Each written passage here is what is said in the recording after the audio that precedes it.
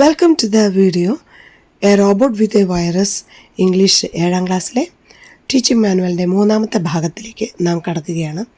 അവിടെയും ഒരു 15ഓളം ആക്ടിവിറ്റീസ് നാം പരിചയപ്പെടുന്നുണ്ട്. പുതുമയുള്ളതും വ്യത്യസ്തമാർന്നതുമായ പാഠഭാഗത്തെ മുഴുവൻ കവർ ചെയ്യുന്ന എല്ലാ പ്രവർത്തനങ്ങളുമാണ് റെഡിനെസ് ആക്ടിവിറ്റിയായി രസകരമായി നൽകിയിരിക്കുന്നത്. പാഠഭാഗത്തെ പുതിയ പദങ്ങൾ പഠിക്കാൻ ഒരു കളിയായാലോ? ധാരാളം പുതിയ വാക്കുകൾ ഈ പാഠത്തിലുണ്ട്. Place a game to familiarise these words. പാഠഭാഗത്തെ പുതിയ വാക്കുകൾ എഴുതിയ വേർഡ് കാർഡുകൾ എല്ലാവർക്കും നൽകുന്നു. പെസ്റ്റേഡ്, സ്ലെവൻലി, ഫ്യൂച്ചറിസ്റ്റിക്, ഡിസാസ്ട്രസ് തുടങ്ങിയ പുതിയ പുതിയ വാക്കുകൾ ധാരാളമുണ്ട്. അത് എഴുതിയ ശേഷം കുട്ടികൾ ആ വേർഡുകൾ ഒരു വിസിലിന് എല്ലാവരും ഒന്ന് പാസ് ചെയ്ത് വായിക്കുക. Then makes an inner and outer circle. Passes the word cards to all. When the whistle blew thrice, the children should read their word loudly. When the whistle blew twice, people should pass the word chits to their pair. When the whistle blew once, the children can ask or clear their doubts how to read. Inner സർക്കിളായിട്ടും outer സർക്കിളായിട്ട് നിൽക്കുക. Phase to face നമുക്ക് സംശയങ്ങൾ ചോദിക്കാം, വായിച്ചു കൊടുക്കാം, കാർഡുകൾ മാറ്റാനുള്ള അവസരമുണ്ട്. നല്ലൊരു ഗെയിമായിട്ട് പോകും. വീണ്ടും ഒറ്റ സർക്കിളായിട്ട് നിർത്തിയിട്ട് പിന്നെ കുട്ടികൾക്ക് നമ്പർ കൊടുക്കുക. 15 എന്ന് പറയുമ്പോൾ ആ വാക്ക് വേർഡ് കാർഡിൽ നമ്പർ എഴുതുക. 15 എന്ന് പറയുമ്പോൾ ആ കാർഡ് വായിക്കുക. 15 എന്നുള്ള നമ്പർ എഴുതിയിട്ടുള്ള കാർഡ് വായിക്കുക. 24, 1 അങ്ങനെ ഇടയ്ക്കിടയ്ക്ക്. അപ്പോൾ വളരെ അറ്റൻറ്റീവായിട്ടും വളരെ അട്രാക്റ്റീവായിട്ടും ഇൻട്രസ്റ്റ് ആയിട്ടും നമുക്ക് എല്ലാ വൊക്കാബുലറിയും കുട്ടികളുടെ സ്വന്തമാക്കാനായിട്ട് സാധിക്കും. കീവേഡ്സ്, ന്യൂ വേർഡ്സ് എന്ന് പറഞ്ഞ പ്രത്യേക ഒരു വീഡിയോ തന്നെ അതിൻ്റെ അർത്ഥമൊക്കെ മലയാളത്തിലും ഇംഗ്ലീഷിലൊക്കെ കൊടുത്ത് ചെയ്തിട്ടുണ്ട്. 1 മുതൽ 10 വരെയുള്ള എല്ലാ ആക്ടിവിറ്റികളും ചോദ്യങ്ങളും ഉത്തരങ്ങളും ഉള്ള ഒരു വീഡിയോ തയ്യാറാക്കിയിട്ടുണ്ട്. ഇതുപോലെ ധാരാളം പദപ്രശ്നങ്ങൾ ഉണ്ടാക്കുക എന്നുള്ളതാണ് ഇതിലെ രസകരമായ വസ്തുത. ഉത്തരങ്ങൾ കണ്ടെത്തുക മാത്രമല്ല, ഗ്രൂപ്പിൽ അല്ലെങ്കിൽ പെയറായിട്ടൊക്കെ ഇരുന്ന് ഇത്തരം ക്രോസ് വേർഡ് പസിൽസ് ഉണ്ടാക്കാനായിട്ടുള്ള കഴിവുണ്ടാവുക എന്നുള്ളത് വളരെ പ്രധാനപ്പെട്ട. നമുക്കറിയാവുന്ന GK ഒക്കെ വെച്ച് നമുക്ക് അങ്ങനെ ഉള്ള പ്രവർത്തനങ്ങൾ കൂടി ചെയ്യാൻ വേണ്ടി സാധിക്കും. Find out negative sentences in the story. Disagreement and agreement. A robot with a virus makes the children to pick out the expressions from the passage which show agreement and disagreement in the story and write it in the notebook. Teacher evaluates how many are them able to find out negative sentences. Identify the agreement and disagreement sentences in the story, and as an extended activity we can conduct a game like I like it, I don't like it, I like it and I don't like it. I like computer, I don't like ice cream, or I like ice cream, I don't like homework. Who did Alina's homework എന്നുള്ള പാഠഭാഗത്തൊക്കെ പഠിച്ചിട്ടുള്ള ഒരു പ്രവർത്തനം പോലെ തന്നെയാണ്. പക്ഷേ കണ്ടുപിടിക്കാനായിട്ട് കുറച്ചുകൂടി advanced ആയിട്ടുള്ള ഒരു നെഗറ്റീവ് ഫോമും കൂടി ഉൾപ്പെടുത്താനായിട്ട് സാധിക്കും. സംഭാഷണങ്ങളിലും ധാരാളം പ്രാവശ്യം നമ്മൾ നെഗറ്റീവും ഡിസഗ്രിമെൻറ്റും എഗ്രിമെൻറ്റും വരുന്ന സംഭാഷണങ്ങൾ ഉണ്ട്. ഈ പാഠത്തിലും അത്തരം സംഭാഷണങ്ങളുണ്ട്. അതുകൂടി കണ്ടെത്താൻ ശ്രമിക്കുക. Invites the attention of the children to Ricky. How was his behavior? We can notice in the first 2 pages and how he changed. Ricky's behavioral changes at the end. Exhibits a chart of 2 columns before and after. What are the changes you can notice to Ricky? First of all, he complained against robot, isn't it? He was very untidy, slovenly boy. His room was very disastrous condition, isn't it? Then he changed a lot. His attitude about the robot is become totally changed. That all things before and after column just we have to write. ചെറിയൊരു ആക്ടിവിറ്റിയാണ്. നമുക്ക് prepositions അറിയാം. Keep your bag in the room, put your clothes in the washing machine, in, off, out, under. These all are prepositions, isn't it? Find out the prepositions in the conversation, in the story. നമ്മൾ already discuss ചെയ്തൊരു പ്രവർത്തനമാണ് online purchase വയ email വഴി നമുക്ക് കൂടുതൽ സാധനങ്ങൾ വാങ്ങാനായിട്ട്.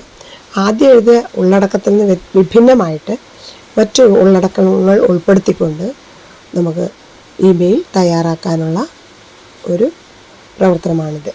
So teacher introduces different types of emails and just focus on the difference between one email to another.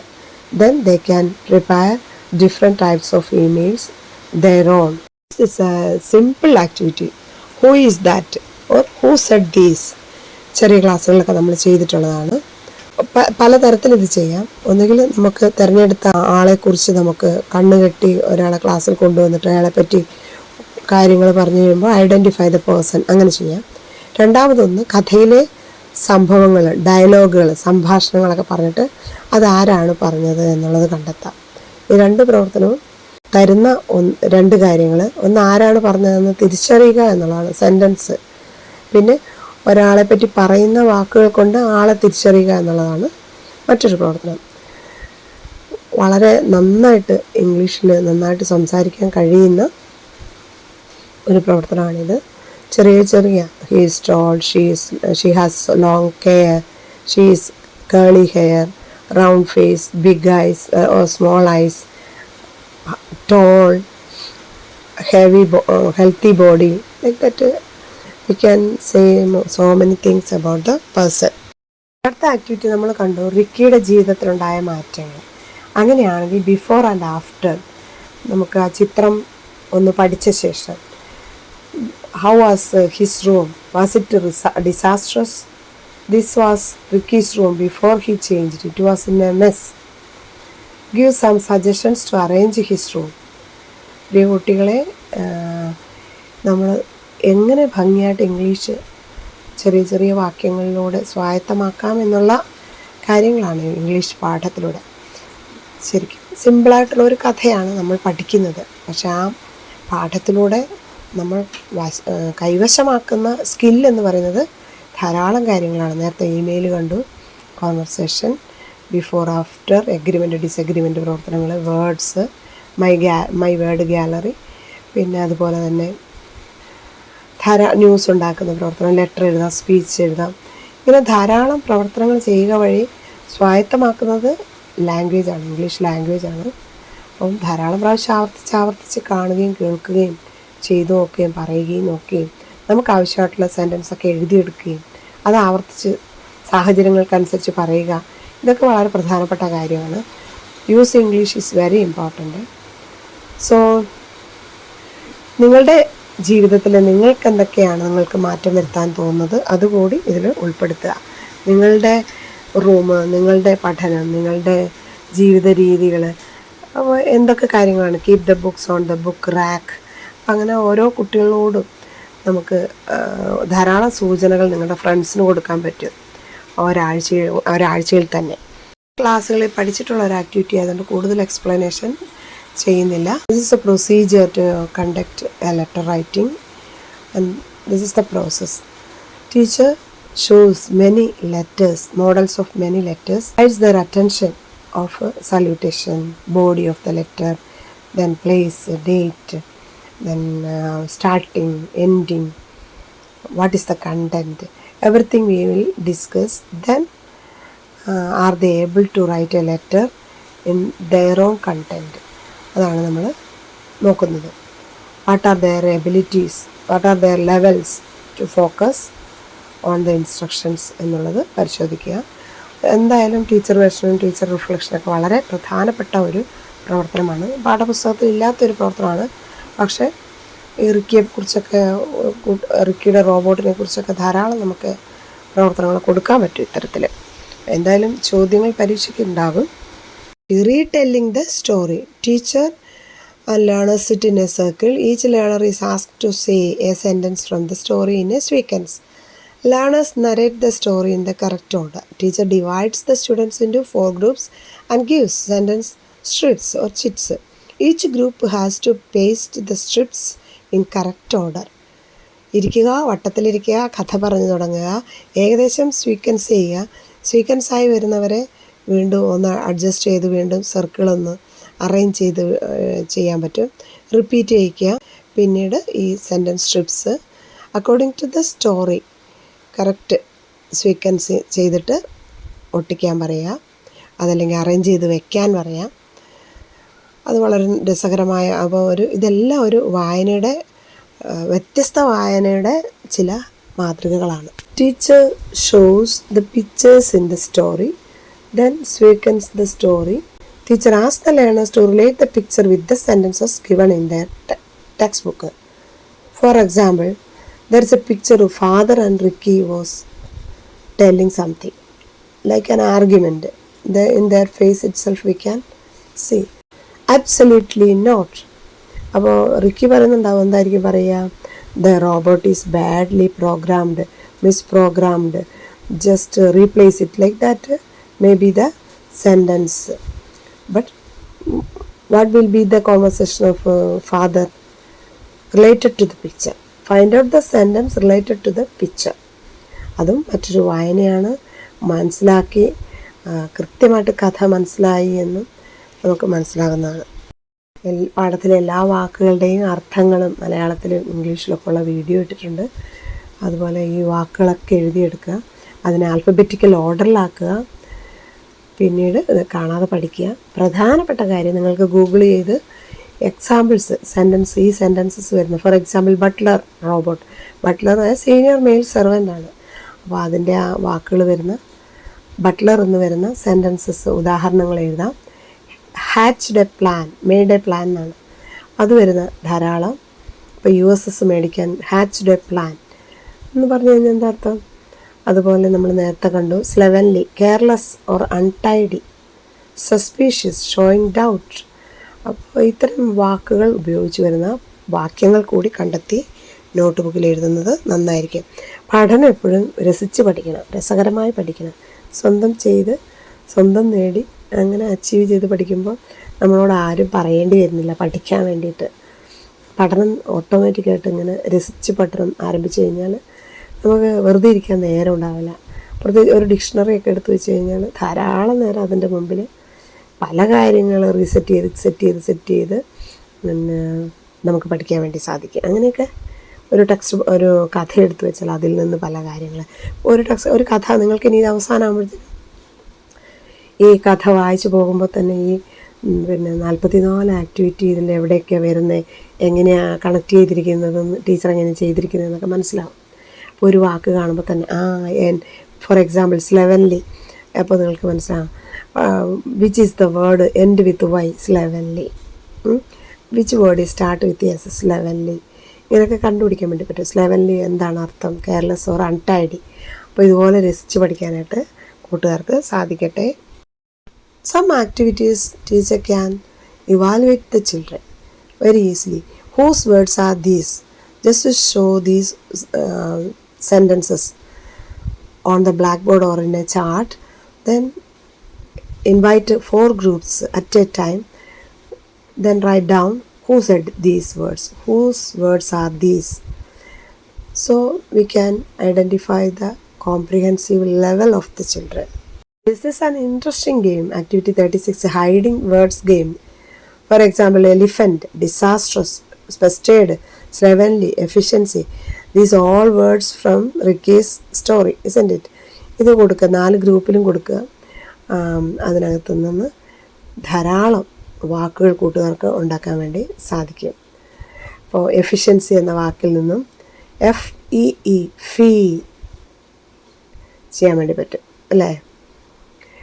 അതുപോലെ ധാരാളം വാക്കുകൾ. പെസ്റ്റേഡ് എന്നുള്ള വാക്കിന് for example red, test, tore, peer ഇങ്ങനെ നമുക്ക് എഴുതാൻ വേണ്ടി പറ്റും. അപ്പോൾ just what were their levels and abilities to focus on the instruction, who needed immediate support and my attention. Just think about that. What support should I give to them to improve their ability? To what extent my learners able to listen and comprehend my instructions? These all things teacher can evaluate. 5 pictures are here. Activity 37, paragraph writing. Description writing. Just take one picture for one group. Teacher distributes the picture in the group. Then each group can prepare different paragraph or description about the picture. See the first picture, who are there? Ricky and a robot we can see. Ricky and robot in the room. There is a almirah. At the corner side we can see a table, and there is a flower vase on the table. On the wall there is a clock on the wall. Like that you can write. They are speaking. One is robot and other is one boy. His shirt is green. ഇങ്ങനെ നമുക്ക് എഴുതാൻ വേണ്ടി പറ്റുമല്ലോ. അതുപോലെ ഓരോ ഗ്രൂപ്പും എഴുതുക. Just ask teacher, ask different questions to comprehend this picture. And so one thing it is very important, using well formed structures. എല്ലാം this is a അങ്ങനെയല്ല എഴുതേണ്ടത്. Different structures, sentence structure should be there. Selection of verbs, ധാരാളം പദങ്ങൾ പഠിച്ചിട്ടുണ്ടല്ലോ. ആ targeted സെൻറ്റൻസിൽ അതിലെ വാക്കുകളൊക്കെ. ഇപ്പോൾ disastrous നമ്മൾ പഠിച്ചു. ഏത് റൂമാണ് ഇപ്പോൾ ഡിസാസ്ട്രസ് ആയിട്ട് കിടക്കുന്നത്? ആർഗ്യുമെൻറ്റ്, എഗ്രിമെൻറ്റ്, ഇങ്ങനെയുള്ള കുറേ വാക്ക്. ക്ലീനിങ്, ഇതെല്ലാം ഓപ്പൺ ദ കബേർഡ്. ഇത് ധാരാളം വെർബുകളൊക്കെ ഉപയോഗിച്ച്, നല്ല സെൻറ്റൻസ് സ്ട്രക്ചർ ഉപയോഗിച്ച്, എന്നാൽ ആ ചിത്രവുമായി ബന്ധപ്പെട്ടിട്ടുള്ള വളരെ അണ്ടർസ്റ്റാൻഡിങ് ആയിട്ടുള്ള, cohesiveness means understand, using well formed structures. Simple activity, arrange me. ഈ ചിത്രങ്ങൾ നോക്കിയിട്ട് what happen first, what happen second, അത് വളരെ രസകരമായിട്ട് അറേഞ്ച് ചെയ്യാൻ വേണ്ടി പറ്റും. ഇതൊരു ഇവാലുവേഷൻ ടൂളായിട്ട് നമുക്ക് എടുക്കാൻ വേണ്ടി സാധിക്കും. ഫസ്റ്റ് ആക്ടിവിറ്റി ആയിട്ടും കൊടുക്കാം, ലാസ്റ്റ് ആക്ടിവിറ്റി ആയിട്ടും കൊടുക്കാം. അപ്പോൾ അതിൻ്റെ ആർഗ്യുമെൻ്റ് കൂടി കുട്ടികൾക്ക് പറയാൻ വേണ്ടി സാധിക്കും. ഒരു കഥയായിട്ട് അതിനെ മാറ്റി പറയാൻ വേണ്ടി സാധിക്കും. പിക്ചർ മാത്രം നോക്കിയൊരു കഥ ചുരുങ്ങിയ വാക്കുകൾ കുട്ടികൾക്ക് പറയാൻ വേണ്ടി സാധിക്കും. Speak about me, write about me, ഇതും സമാനമായ ഒന്നാണ്. എന്തൊക്കെയാണ് അവർ പറഞ്ഞിട്ടുള്ള ഡയലോഗുകൾ എന്നുള്ളത് ആ ഒരു ചിത്രത്തെ ആസ്പദമാക്കി ആ ചിത്രത്തിൽ വരുന്ന ഡയലോഗുകൾ കണ്ടെത്തുക. So teacher instructs the children to pick out the correct conversations or dialogue delivery related to this picture. Read. Children underline the words or sentences they can read.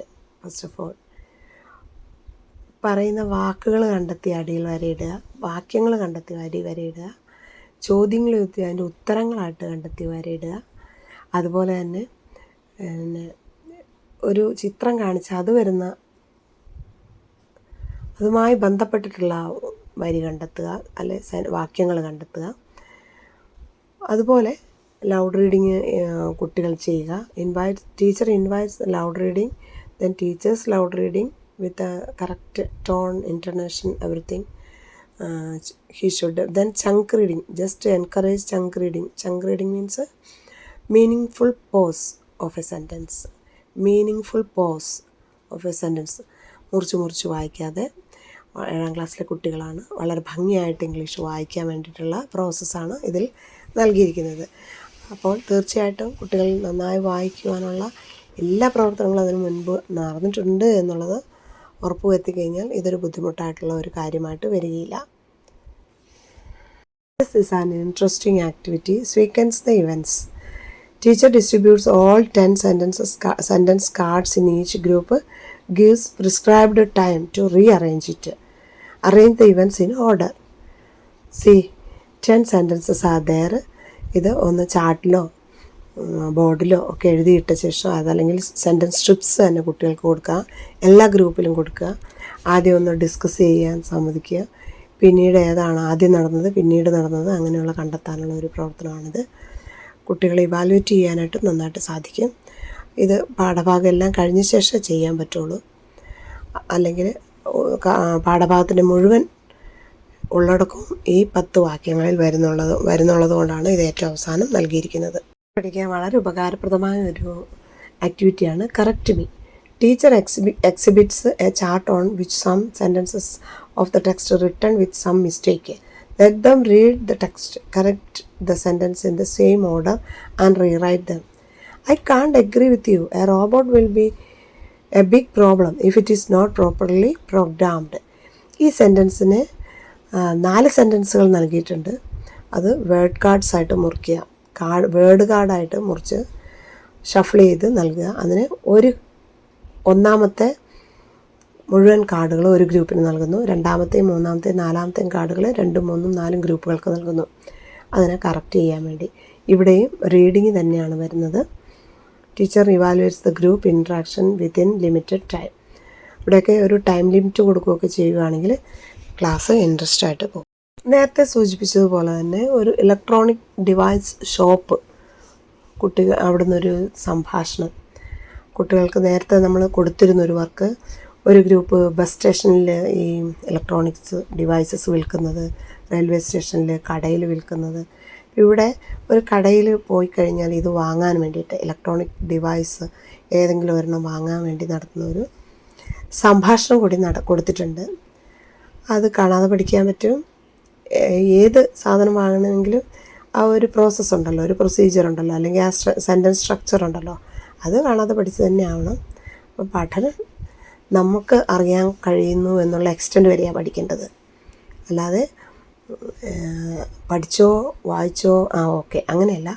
എനിക്കിത് റീപ്രൊഡ്യൂസ് ചെയ്യാൻ പറ്റുന്നുണ്ടോ, എനിക്കിത് ചോദിക്കാൻ പറ്റുന്നുണ്ടോ, എനിക്ക് മറ്റുള്ളവർക്ക് അതൊന്ന് പറഞ്ഞു കൊടുക്കാൻ പറ്റുന്നുണ്ടോ. അപ്പോൾ what extent you know English എന്നുള്ളതാണ് ഏറ്റവും പ്രധാനപ്പെട്ട കാര്യം. റോബോട്ടുമായിട്ടുള്ള ധാരാളം സംഭവവികാസങ്ങൾ നടക്കുന്നുണ്ട്. അതുലിനോട് പറയുന്നുണ്ട്, അച്ഛനോട് പറയുന്നുണ്ട്, അല്ലേ?